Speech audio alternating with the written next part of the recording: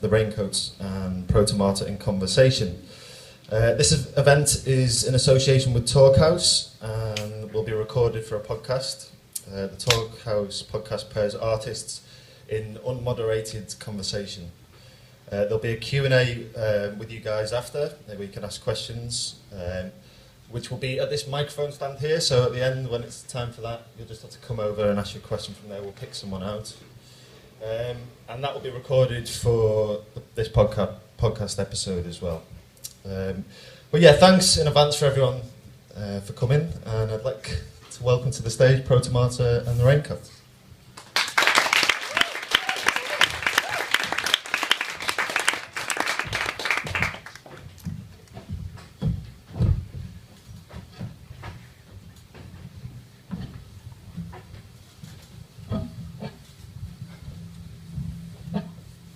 Hello. Hello, everyone. Hi. I'm Gina from the Raincoats. What's your name? Hi, Gina. I'm Alex from Protomartyr. I'm Joe from Protomartyr. Greg from Protomartyr. Anna from She thinks she's joined the band. I'm Anna from the Raincoats. And I'm Scott from Protomartyr. So I'm just going to speak and ask a question because you played in Birmingham last night, didn't you? And I was in Liverpool, and I really liked the accents in Liverpool. And I wondered what you thought of Birmingham and the audience, and if you noticed any strange accents. The audience was great. I can't notice different accents. All English accents kind of sound the same to me. I can tell Cockney, but they don't have those in Birmingham. So I don't know. Could you guys notice any accents? Did I talk to any people there? No, you stay in the dressing room the whole time. Thing is, you might have been speaking to somebody who wasn't from Birmingham, so you wouldn't know. Yeah. How can you even tell? Yeah. How was the gig anyway? It was great. What was the venue called? Mama Ruse? Oh, Mama Ruse, yeah. It was awesome. All of our English shows have been surprisingly very good for this tour, at least. And then tonight we're going to be playing Scala with Anna, so we're very excited about that. And we get to go home after this, so we're also excited about that. Yeah. So we're having this conversation because we have something in common, and we're just going to work out what that is.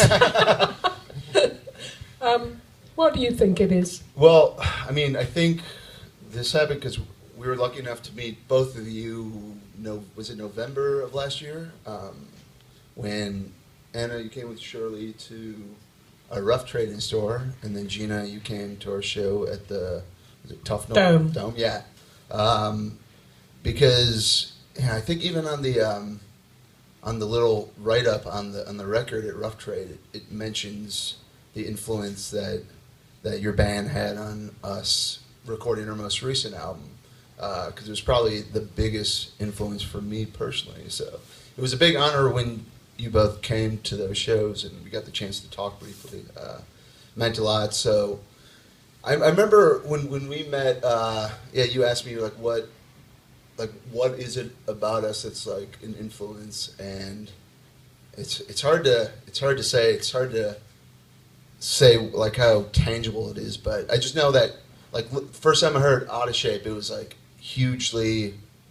It was unlike anything I'd ever heard, and that was pretty awesome because I had only heard it like 5 years ago for the first time. I'd heard the debut LP quite a lot growing up, but never the second or third or fourth album. So it was pretty, it blew my mind, and I couldn't believe all the different textures you guys created and the way the songs just weave in and out of like coherent structures that I couldn't exactly wrap my head around, but was just fascinated by the whole thing. So I tried to I tried to copy it, but I can't do that because you're much better musicians. Which is weird. Yeah, maybe I'm too normal. We didn't know what to do, so we kind of made it up as we went along. And I think when you make something up without having the normal structures, you don't have the same rules. So sometimes you invent your own rules, and I could tell you my one little story. Oh, yeah. When we were doing Oddie Shape, we had a little section in Go Away that was going to be a musical. Well, you know, we do it was an instrumental section, and I'd seen Michael Nyman doing some music to Bruce McLean's performance somewhere in South London, and it was kind of this weird systems thing where the timing was really peculiar. It would go like 1, 2, 3. 1, 2, 3, 4, 5, 1, 1, 1, 2, 3, 4, 5, 6, 7. And so there was this kind of strange rhythmic thing, and I thought, let's have a little go at that, which kind of baffled us. We constantly were having to try and count these numbers, and we probably still do now. We have to refresh our memories when it comes time to do it. But that was very atypical, I think. But we employed a little kind of weird little mechanical system in there, and that was definitely taken from something else. And I wonder, was there one little moment where you thought, I'm going to do this because this is a bit like Oddie Shape, or was there one little thing? I feel like there were several moments. One of the things is actually in Family Tree, the jump from the very slow verse into the chorus when it's that piano that kind of picks up with it it's very strange sounding how it just like kicks into it, but it makes perfect sense. I feel like I tried to do that on a couple of our songs where let me try to take this element, and also the way your bass lines feel so lyrical and create a lot of the melody in a lot of the songs. So we'd start maybe writing a song on bass, which I don't think we'd ever done before that point. And I don't even know what half of the instruments are that you play. Well, what happened is that we went to New York between the two albums and got a few other instruments besides what we had been using. And so we thought we'd use them in the songs. But also, I think one thing that's quite important about ours is that each song was very different to all the other songs. We always trying things. I suppose that makes you interested in what you're doing if you just, each song is a new adventure kind of thing. So in Oddie Shape, they're so different, even more so than the first album. And so we used those instruments, and that kind of gave a very different flavor to the album than to the first one. And also we were just learning a bit more about our own instruments and kind of, I suppose, developing a bit. And because, with the first one, me and Gina, our knowledge was very basic. We had our passion, but it was quite basic. And so when you played out the Oddie Shape songs live, did you have to bring all the instruments that you used? No, or we played quite a lot of those songs, but maybe not all of them, I can't remember. But we didn't bring those instruments. We sort of adapted to the live performances. Yeah, we had a funny experience with that because we didn't have a regular drummer for most of it. So it's interesting to see what you think of the way the drums kind of shift and change on that album. But when we did actually go to play, Anton Fear had come over from New York. I probably shouldn't tell this story, but Anton Fear had come over from New York to play drums with us. And when he started, he could play every little nuance of reverb and sound. And we looked at our instruments and we couldn't remember the songs. He was so disgusted, he went off and joined Red Crayola the next day. Anyway, but the thing is, he said that he thought there was no room for improvisation, and we thought that was really weird because he was so unimprovised, and we were just kind of, getting... He was a bit uptight. Sorry, Anton. Get improvising, mate. Tell me what you think of the drums. Or they're fantastic. Could you play? But it's the same thing you're talking about, where like there seems to be no rules to what's being played, but it all makes perfect sense. It's very exciting. I love how the drums like come in and then drop off for parts. Like it's an album you can listen to 1,000 times and keep hearing new things. I think drums sometimes are just the backbone of things. And I think we always like to have drums being like another instrument that can come and go, be loud, be quiet, and give a lot of different textures. And not that we dictated the drummers what to do, but I think they felt that that was fitted with what we were doing. It's a kind of egalitarianness about the instruments, you know, that the instruments each played a very important part, and they would come and go in terms of focus and carrying the song, maybe. I don't think we even thought of it in those terms, but that's just how it developed, I suppose. Yeah, I know in the 33 and a third book about your first LP by Jen Pelly, which is a fantastic read, there's a lot of talk about how democratic the band is and how there's never like a clear front person. There's never something that stands above everything else. Everything's pretty equal, and I think that goes through to Out of Shape too. And I even think the drums seem like a logical extension from the drums on the first album, which are like done with a drum kit, but the way they shift and change work similarly to how they do on Out of Shape as well.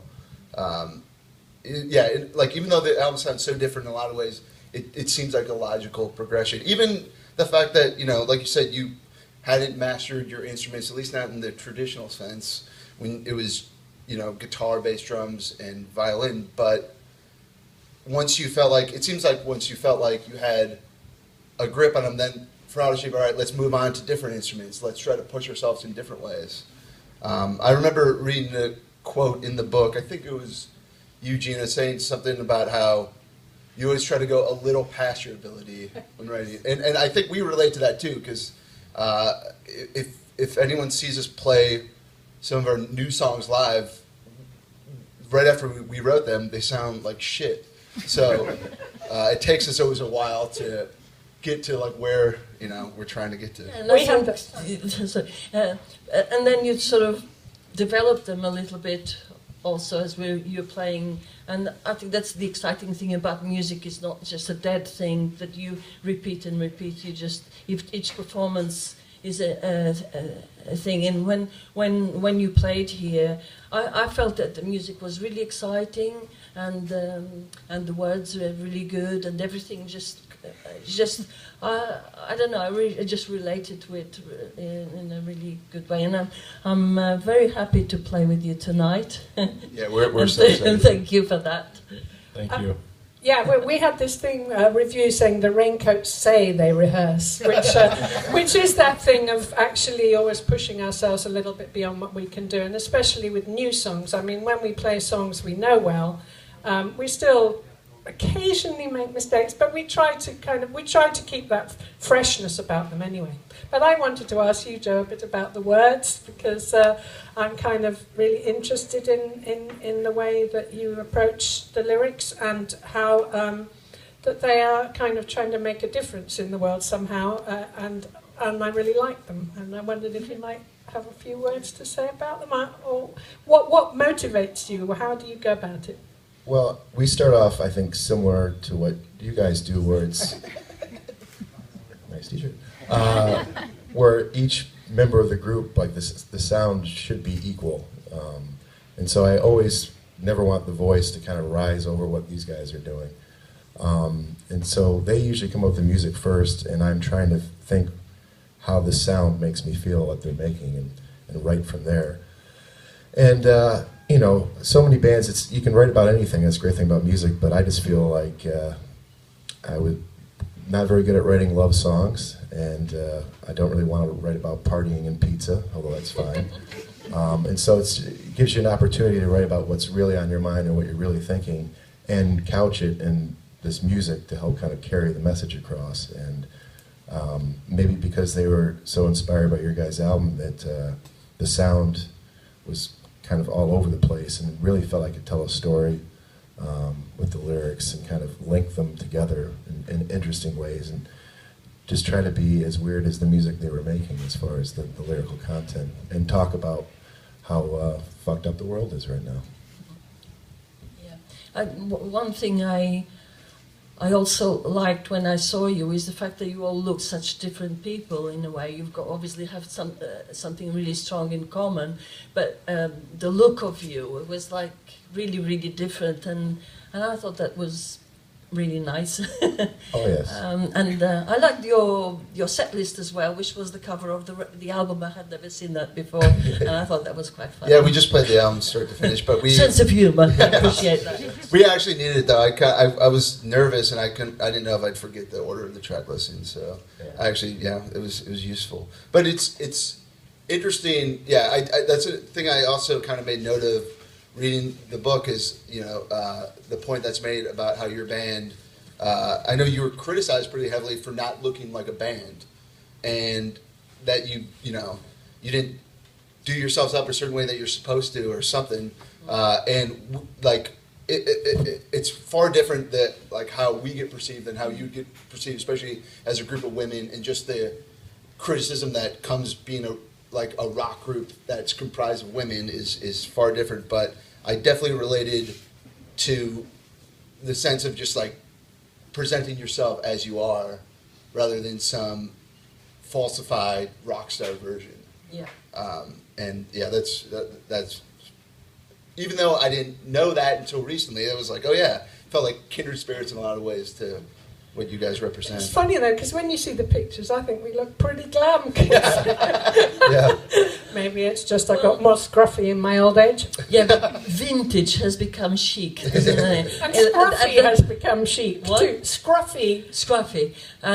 In those days, it was just because we bought everything from charity shops, and that's it.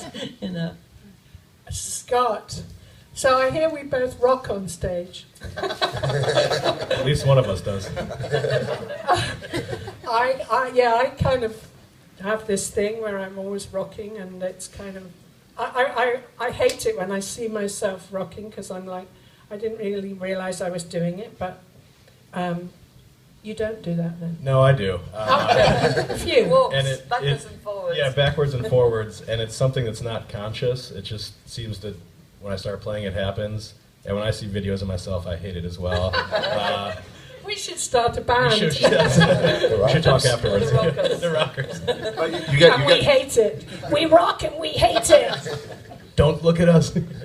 You've got your step counter though in your phone now. I did recently find out there's a step counter on the iPhone, and I walk, I guess I don't know what the conversion would be, but about 1.5 miles during our hour set. So a little bit of exercise, yeah.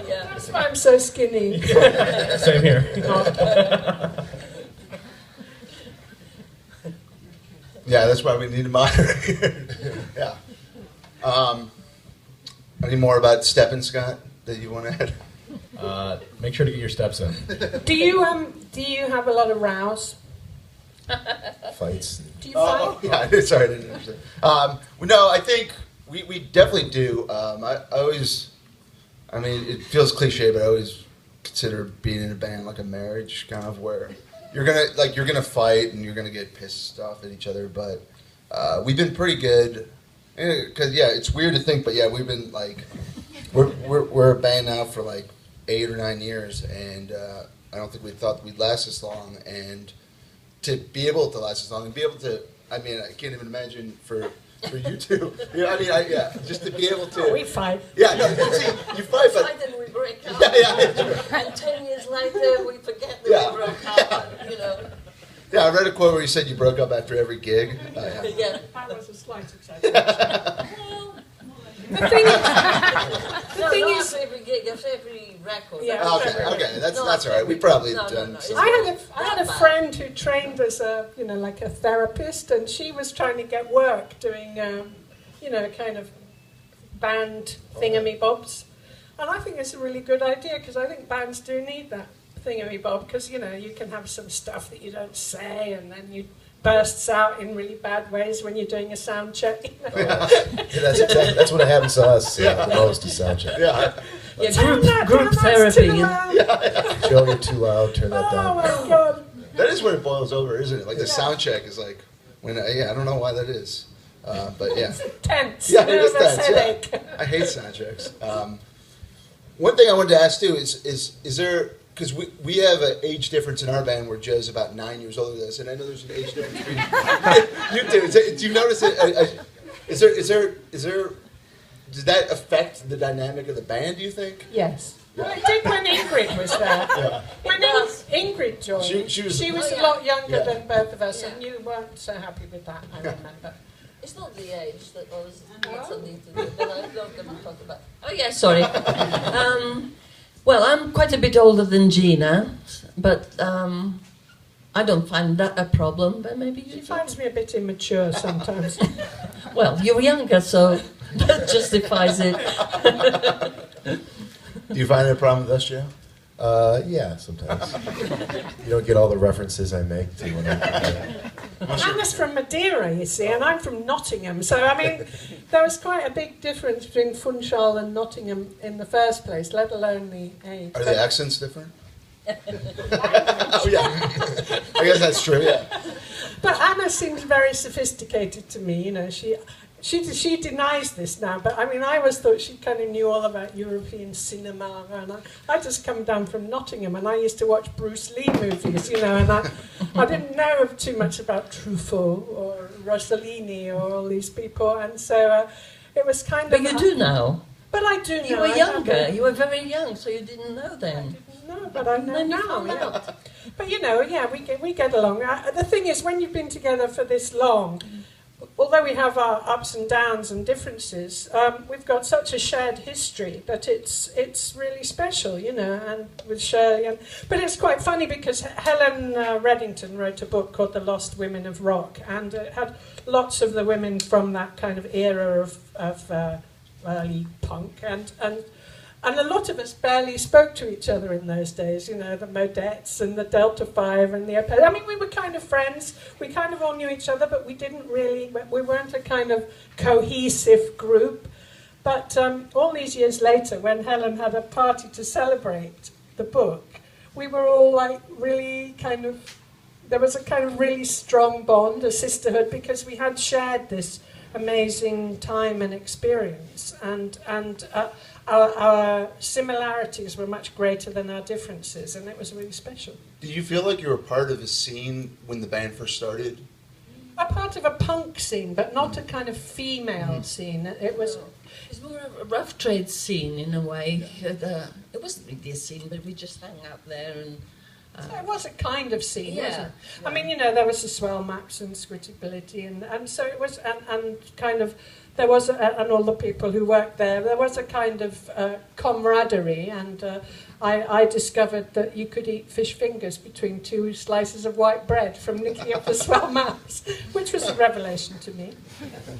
Did you both work at Rough Trade? I did. Did you? No, I worked at Rough Trade much later. When Oh, okay. Yeah. Not at the same time then. Yeah, I worked at the shop when it was still just a shop, basically. Okay. A bit of distribution. Yeah. No, I met my husband, Mike, at Rough Trade. Oh.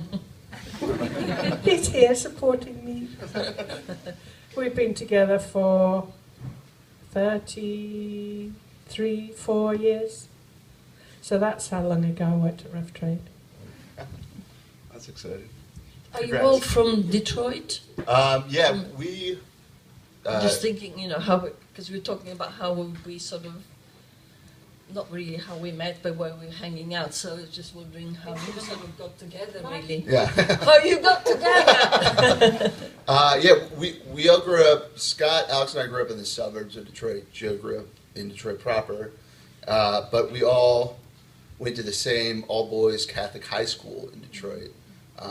And I was good friends with Alex. We were the same year. Scott was a year below us. I kind of knew him, but didn't really become friends till later. Yeah. We're all Catholics! There we go.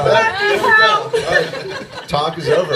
That's it. Let's pray, That's the brothers. common thing. Okay, bye-bye, let's go. And yeah, Joe and I worked as doormen at the theater. And yeah, I think we just good friends because we were like, oh, we go to the same high school. That's all it takes. Yeah, when we first started, I tell people I used to hang outside in the parking lot. You know, but yeah, no, I worked a job holding doors with Greg, and then when we found out that we went to the same high school, it was like, oh, okay, that's why I get along with you. And And that's how I met these guys. Because Catholic high schools are weird, especially when it's just like unisex Catholic high schools. They, I hated it at the time. It's a struggle to get through it, but then you feel like a bond with the people that also went through it. So, still friends with a lot of the people. How did you start? Sorry, I'm not used to microphones. Only 40 years old. Yeah, well, you never get used to them. So how did you sort of think of starting a band? You were already writing lyrics and you were already playing guitar, or? Yeah, I've been playing guitar for, since I think I started when I was like 12, and I pretty much kept at it ever since, but never really got that much better at playing after I was like 15. I think that's when my talent peaked. And then Alex and I were kind of playing music at the time, and Joe, I think it was pretty much Joe's idea, like, hey, I want to try to like come, and we were just playing in my parents' basement, or Alex's parents' basement. He's like, I'm going to come just like yell on top of it.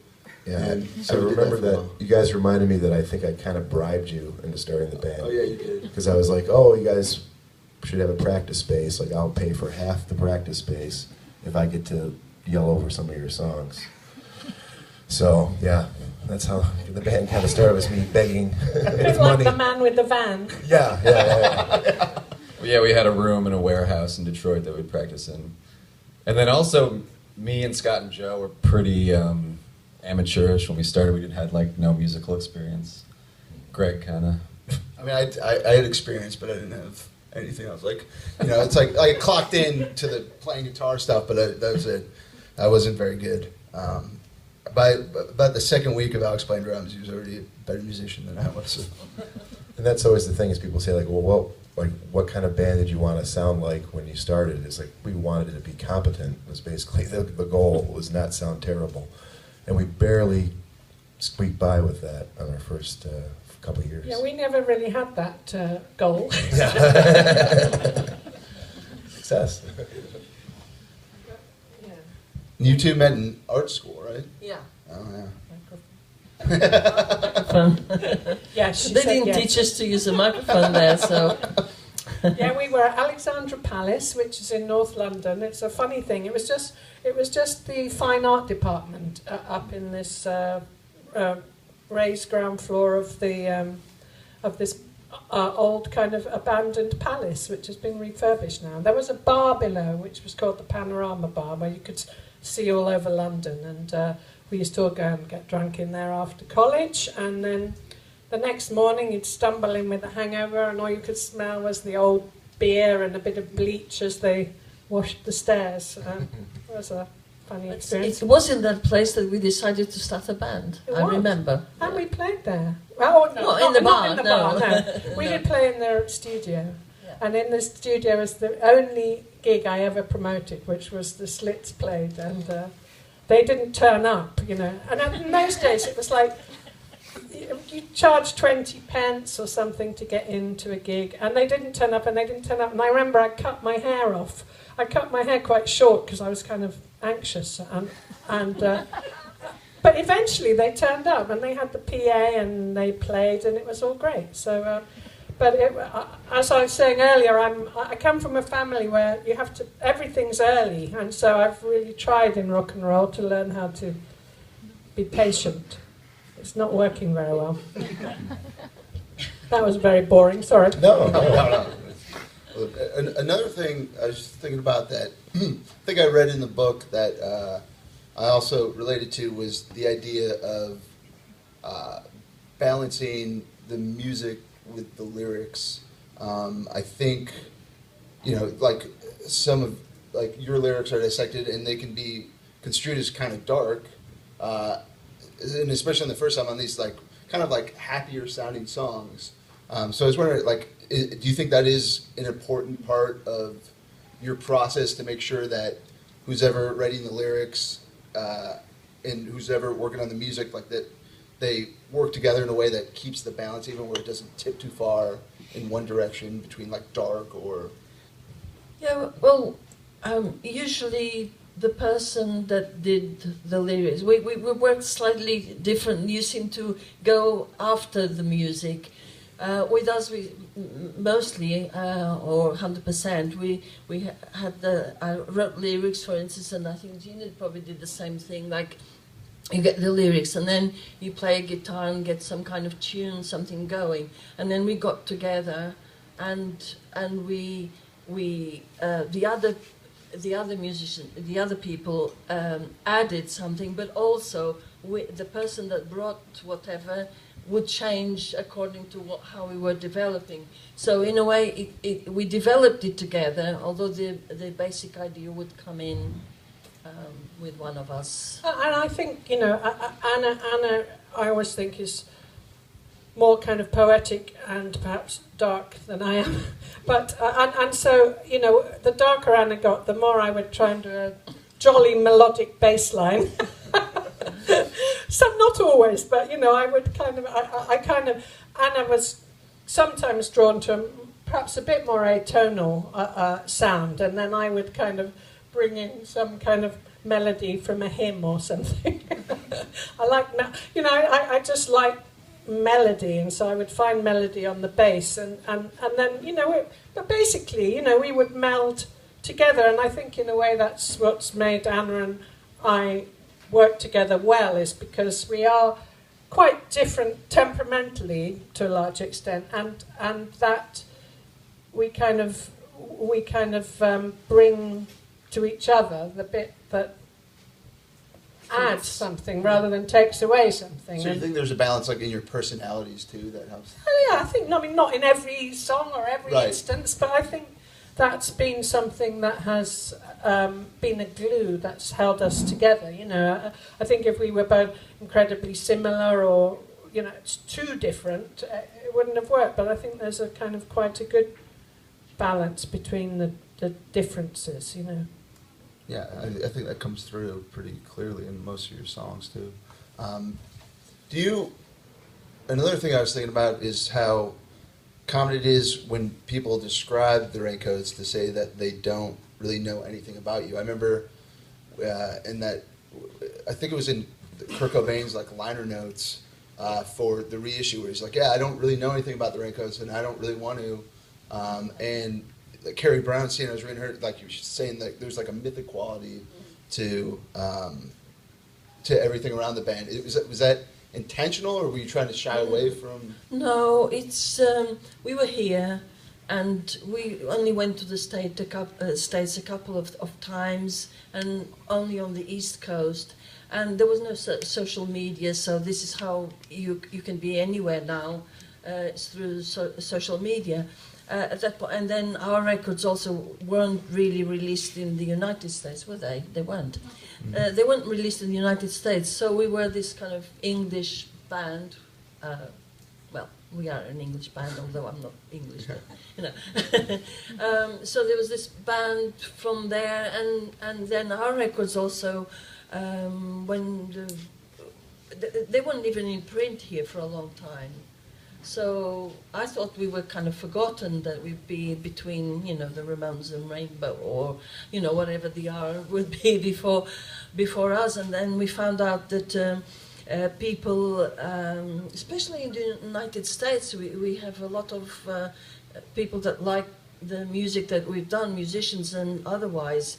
And all this stuff was happening, people giving each other cassettes with one song that they managed to get somewhere or other, or, you know, they'd find a record in a rare place or whatever. But this was happening, and we didn't know. And then suddenly, when the whole Kurt Cobain thing happened, we realized how many people were being inspired by what we were doing. And so that kind of changed things a lot. We weren't playing anymore or anything. We re-released the records on Rough Trade, licensed them to DGC, and then, you know, obviously the stuff was available and out there. Then I remember that we joined MySpace, and there was all these people just writing, and so I couldn't have gone through college or school without your music, and we were just really shocked about it, but you know, happy at the same time that it kind of started having that kind of impact. I I think it is funny because perhaps we were just when we were playing, when we first started and we did those early tours, and we didn't play all that many shows. I think on our first tour we did 28 dates, and that was the biggest tour we've ever done. And so we didn't play that much, and we weren't interviewed that much. We were in the press a bit, and we always got nice reviews for our albums, but we weren't kind of media babes. We were kind of like... Yeah, we were mostly here anyway. We did have press here, like NME, Melody, all those, and sounds and stuff. But it's just, probably in America you didn't even get many of those papers, or in lots of places. Yeah. So, I don't know, we may have been a little bit ahead of our time. Yeah, and then, how long after Moving came out did you officially break up, or did you just kind of... Before Moving. Okay, yeah, before Moving, okay. And then for that period then between Moving and when you got back together, did you still talk, or was it like... Yeah, we, especially Gina lived... Sorry. Gina and I live quite close, so we bump into each other or see each other occasionally and stuff, but yeah, we weren't doing any Raincoats things at that time. Did you ever think that you would get back together in that period? No, Yeah. no, otherwise we would have done it. Yeah, right. It was just... we didn't even think of getting back together when we got back together. We were just doing one gig it wasn't even a gig, we considered more like a party where we'd be playing some of our songs, because at the time of the re-releases. So CD, it was coming out on CD, wasn't it? Yes, it was coming out on CD, the big modern thing. And so we decided to do that. And then it felt good, and Kurt Cobain heard that we were doing this one thing, and so if they're doing one, they could come on tour with us, and then the whole thing just went on from there. Yeah. So was it already kind of in motion then before the Kurt Cobain thing had happened then? Well, it was roughly at the same time. Okay, yeah. Because it seems like that he got a lot of credit for that, but maybe that's a little bit unfair. It seems like. Yeah, it was. Also, people think that our records were re-released in the States by DGC, but they weren't. They were released on Rough Trade and licensed to there. And obviously, there's a lot of people that have heard of us because of Kurt Cobain, because he was more famous than anybody else that liked us, probably. So people, sometimes they follow. If you say you like a certain band, your fans will go and listen to that band. Maybe they'll listen to us. But that kind of thing. Oh, sorry, go. What are your plans next? Well, we have an EP that's coming out in June, right? Yep. Mid-June. What's it called? Consolation. Yeah, it's an EP. What? Well, give us a taste of some of the lyrics. Sing a little bit. Throw on the spot. But I'm excited about it because it was us working with Kelly Deal from the Breeders, and so it's we don't really collaborate too much with other people, but we've had a relationship with her in the past, and it's just such a fun environment working with her and making songs. It was kind of a nice break after working on this kind of heavy album to do something with her, and they're great songs because she's involved with them. They're good songs without her, but they're great with her. And you did a bit of a collaboration with the pop group, That's right. remember. Yeah. How was that? It was weird. It worked. Luckily, I didn't have to do much. I mostly sat on the stage and drank beers. But these guys were amazing, working 2 drummers going at once, and it was a great thing to be a part of. And you worked with Angel Olsen too.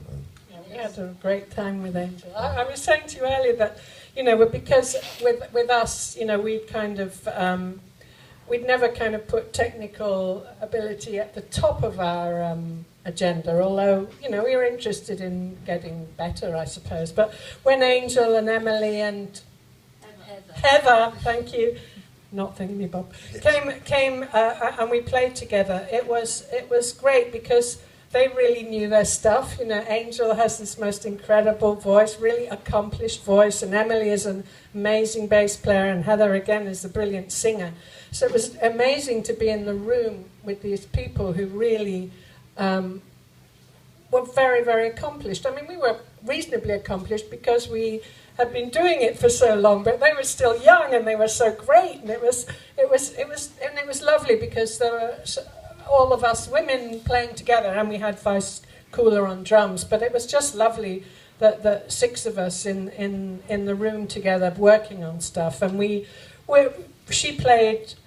played some of our songs and we played some of theirs, but the only thing we did new was we did a version of Because the Night by Patti Smith, and Angel knew that we loved Patti Smith, but it wasn't necessarily our favourite Patti Smith song, Because the Night, so and we weren't so keen to go, Because the Night, so we decided that we would go the other way, and we would really whisper, Because the Night. And so we kind of took it like and opposed it and sang it in quite a kind of spooky way, and did this really nice weaving violin part, and it was just really special, I think. And I wish we could have got to record that together, because I think it was quite stunning, if I say so myself. You should record it. Yeah, I think so. But how did you, this collaboration, was it with words or with she playing guitar or? Singing? Collaboration. These guys learned some of their songs. They learned one of ours. No.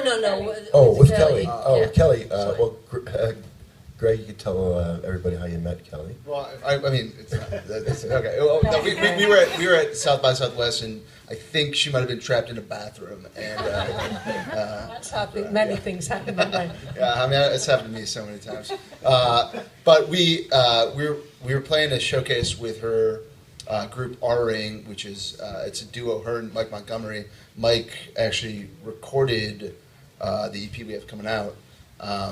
And we've worked, we've collaborated with both of them on a single from 2015, I think. Anyway, we played with them and we really loved R-Ring and they seemed to like us. And we just kind of kept in touch. And we knew that Mike had a studio, so once we did record some stuff, Kelly's like, can I come along? We're like, yeah, obviously, we're not going to tell you to stay home. And then she was like, I think she floated the idea of maybe singing on something. And that's how the first collaboration came about, and we were so psyched. And somehow, I didn't know how it would work, but her voice with Joe's seems to mesh really well. It's nice to have add a little femininity to our sound too. We came in And melody too. it's a melody. Yeah, That always helps. Yeah, on key vocals. On key vocals. But for the first collaboration, we had the song written, and she kind of added some vocal melodies on top. For the new stuff, we released a song called Wheel of Fortune, I think, last week, and that song we had pretty much written, and didn't even know she was going to sing on it. But after we left the studio, she's like, "Hey, do you mind if I try?" I was like, "Yeah, of course." And she sent us she added some vocals on top, and it sounded incredible. So yeah, we were psyched. We have got another collaboration with her on that album, or on that EP that closes it out, that she was really involved with arranging. She brought in bass clarinet and maybe viola and a couple other instruments that she had her friends play, and she kind of orchestrated this whole thing and really was heavily involved in the arrangement of that song, and it improved the song. It's a much better song because of her involvement and what she added to it, so yeah. How are we doing for time, fellas? I think it's time for some audience questions. All right. Oh, If okay. anyone would like to ask a question.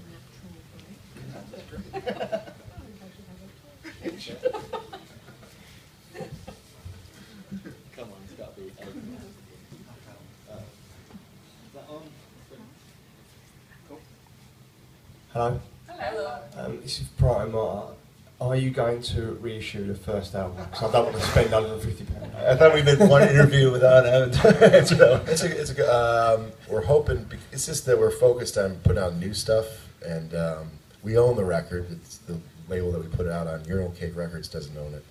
It's just finding a time to do it, and hopefully sooner, so we don't have to keep on asking. It's just I hate the copies that are floating around are so expensive. It's not worth. It's not worth that much money. It's our first crappy record. So hopefully in the next year or so we can get it out, and then that's the plan. Thank you. Thank you. Yeah.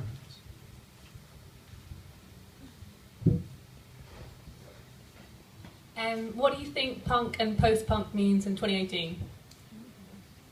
Excellent question there. For us, it's hard to say. It's frustrating in some ways because when the Raincoats started, to me, it didn't mean anything concrete, and that's why so much of the music from that period was so interesting and unique. Now, when people talk about post-punk, it seems like they talk about, okay, this just sounds like Joy Division or exactly like Gang of Four or some very specific touchstone that, so it becomes post-punk revival. And we certainly never set out to be a revivalist band, and it bums me out every time somebody describes us as that.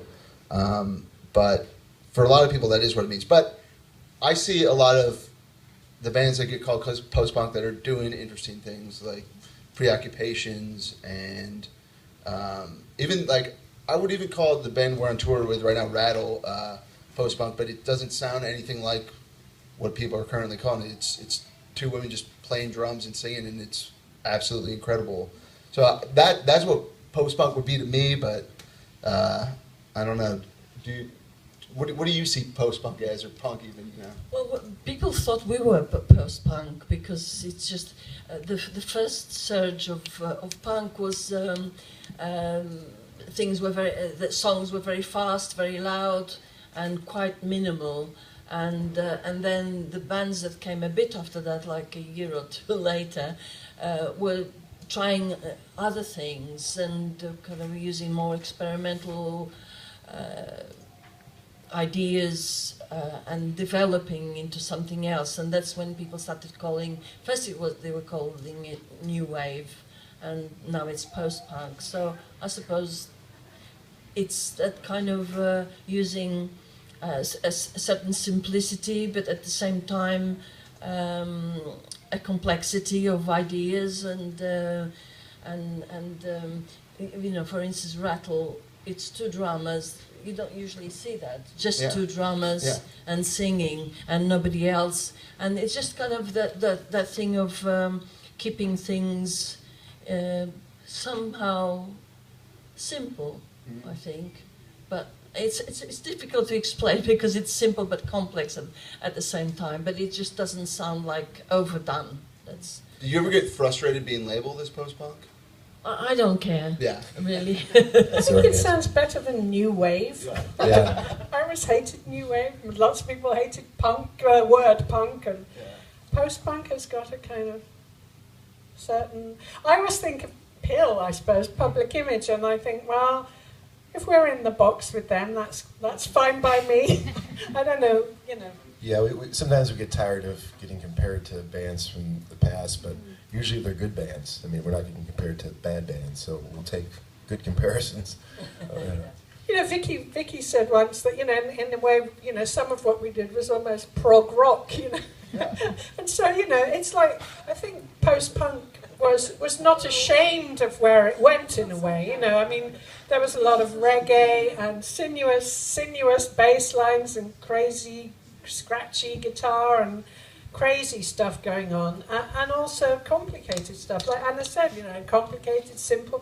And so post-punk, it's almost an irrelevant label now, and I don't know, but you know, journalists need a label, and so it's kind of convenient, but I think it's time they thought up a new one, don't you? Yeah, that's what they're paid for.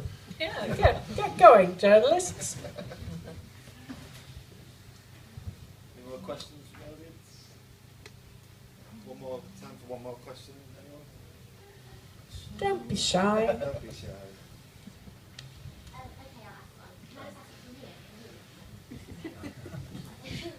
You need the microphone. You spoke a bit about lyrics. I just wondered if you could say what you were reading at the time, the Raincoats, when you made that first album. I know The Laugh of Medusa was a big influence on you. But yeah, I wondered what else. Who was an influence? Is it The Laugh of Medusa? It was mentioned in the 33 1/3 book. Right, yeah, okay, sorry, I wasn't reading. I can't remember what I was reading then. Sorry, yeah, I can't remember. That was really important for me to say. I think we're just basically influenced by what was happening in our lives, and obviously you can't detach yourself from everything that you've read and heard and experienced in your life. And I don't think we were actually influenced by a particular book or by a particular author. We were reading, I think.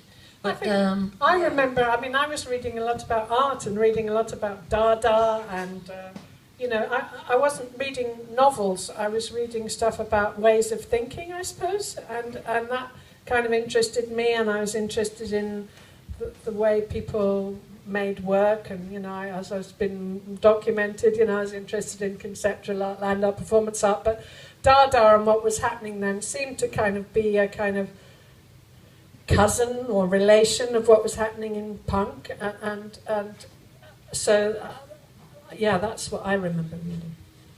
are you inspired by anybody to write your lyrics? Sorry. Like you were saying, it's very similar where you just kind of take everything in. Like I don't sit down and read a book and say, this is going to be good for lyrics or inspiring. You just kind of, something jumps off the page, or you can be watching a terrible TV show or something and a line jumps off from it. You can really come from anywhere. It's just being open to those influences. Yeah, I always liked when I heard about Solex, you know, and she was in the toilet and she started writing down what she heard people saying, you know, in the bathroom, and I just think, you know, once I was sitting on a bus recently and there was a kind of weird conversation going on behind me, and I started scribbling it down. I didn't do anything with it, but, you know, it's just, I think lyrics can come from kind of funny places, and that's what's nice about them, that there's no formula for it. No formula. What about you? Have you got a book you're... I don't write lyrics, though. You're off the hook. Yeah. Hey, that's a good title for a song. Thanks. Let's write it right now. I think we're out of time, but just like to say a massive thank you to Anna, Gina and Protomartyr. Have a round of applause, please.